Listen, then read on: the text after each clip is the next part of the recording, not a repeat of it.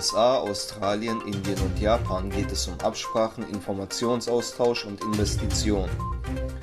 Das sogenannte Quad soll aus amerikanischer Sicht beginnen, ein Gegengewicht zu Chinas Vision einer neuen Seidenstraße zu schaffen. Es geht um Lieferketten für Computerchips und um Unabhängigkeit von Chinas Marktmacht im Bereich der 5G-Mobilfunktechnologie. Seit Jahren lastete die Festnahme der Huawei-Finanzchefin auf den Beziehungen Chinas zu den USA und Kanada. Nun löste sich der Knoten, Meng Wanzhou und zwei in China inhaftierte Kanadier sind auf dem Heimweg.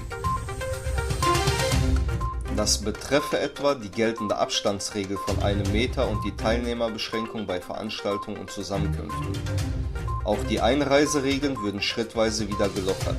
Bestehen bleibe jedoch die Aufforderung, sich im Fall einer Corona-Infektion in Isolation zu begeben.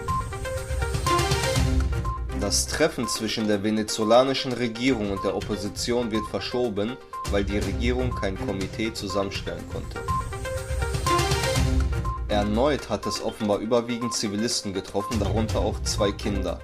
Ein Selbstmordanschlag in Mogadischu reißt mehr als 15 Menschen in den Tod.